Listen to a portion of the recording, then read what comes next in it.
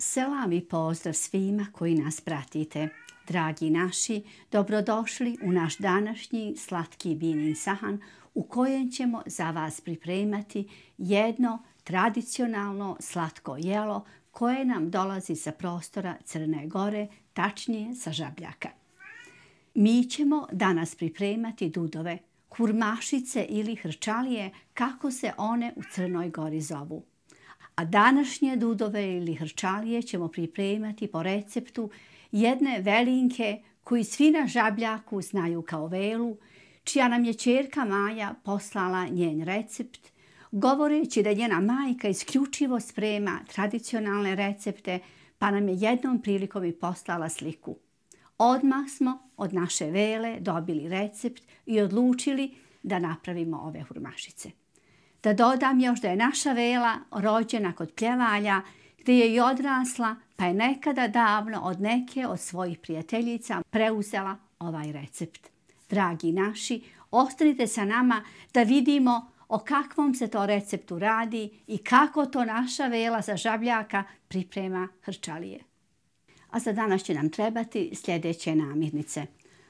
U ovoj čaši imamo 150 ml suncokretovog ulja.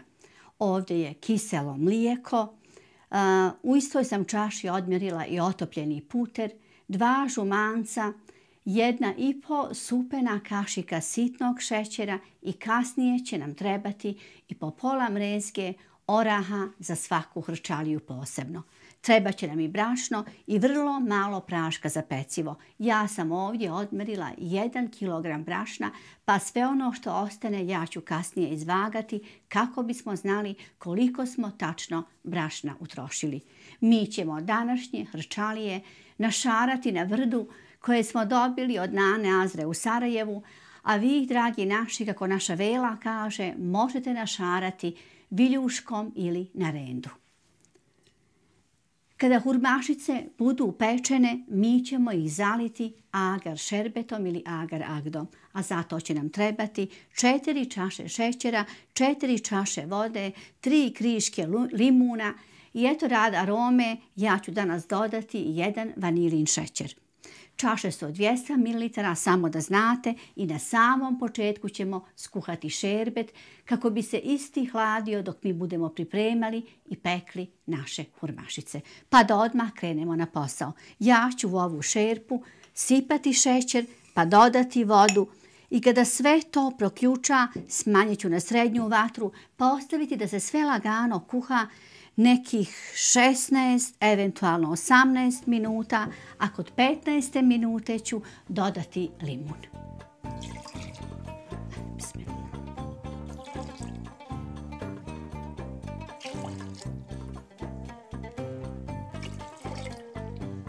Savjet mladim domaćicama sada na početku je da počnete mutiti ovu smjesu. Vi možete slobodno koristiti električni mikser, a ja ću to danas učiniti ručnom butilicom, baš kao što se to i nekada činilo.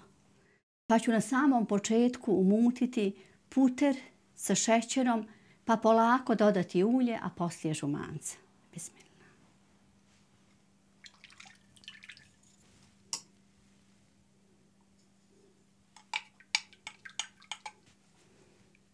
Ovdje samo 1,5 kašika šećera, nema potrebe za više jer ćemo kasnije hurmašice žaliti agar šerbetom.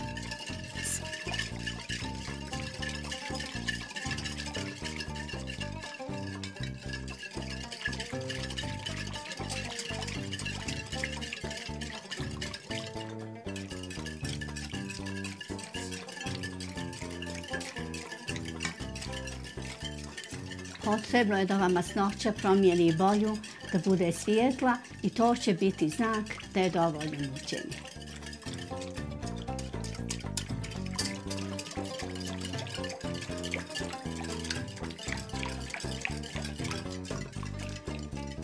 Mlade domaćice, vi slobodno uzmite mikser kao što sam rekla.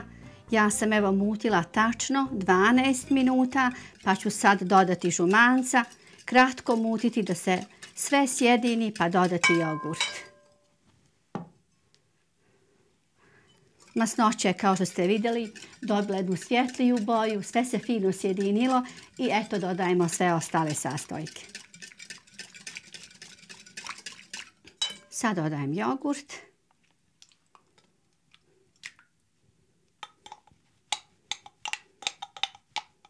I nastavljam sa mućenjem.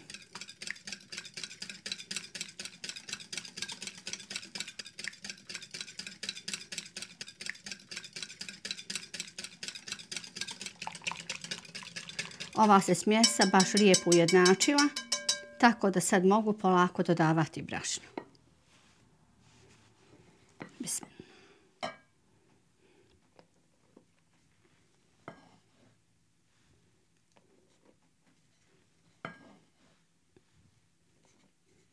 Dodajte postepeno. Evo i ono malo praška za pecivo, da ne zaboravimo. I ovako slobodno drvenom kašikom polako.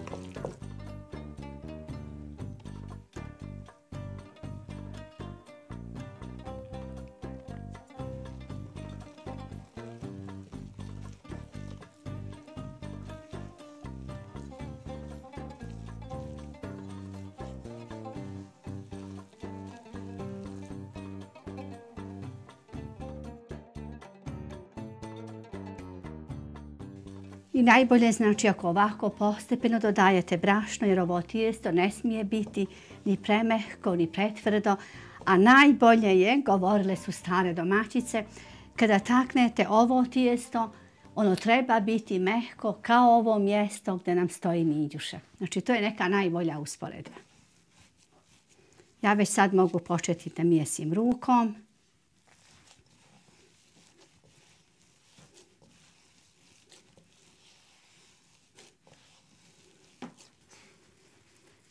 I sad ovako uzimajte u ruku ovo tijesto.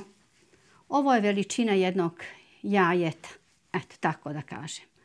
Oblikujte ga najprije u krug, pa onda ovako malo razvaljajte među dlanove. Zavisno od toga kolike hurmašice želite da budu. I kad ste ovako razvaljali kroz dlan, uzmite brdo ili rende, sve zavisi na čemu ćete ispremati.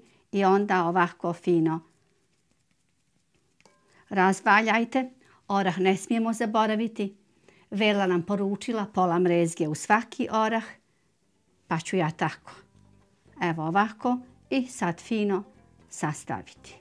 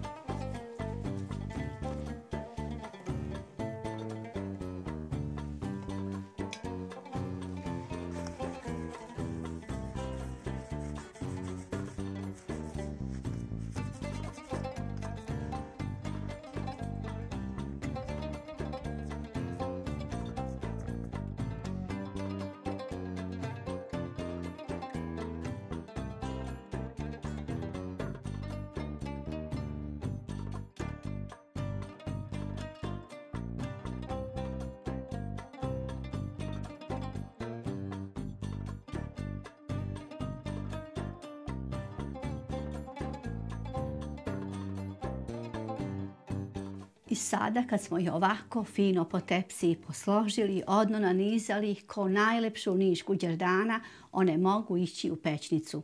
A malo prije sam, čini mi se, rekla da je pećnica već zagrijana na 220 stepeni, pa ću odmah smanjiti na 180 i ostaviti ih tako da se peku najmanje 30 minuta.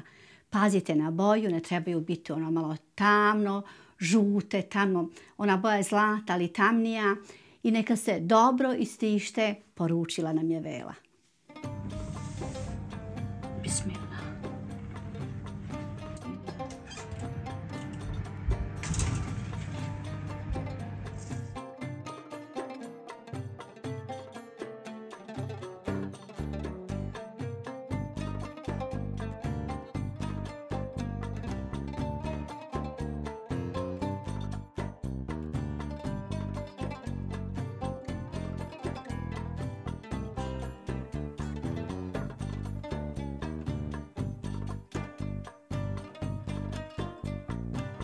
I kao što vidite, naše hrčalije, dudovi ili hurmašice su gotovi.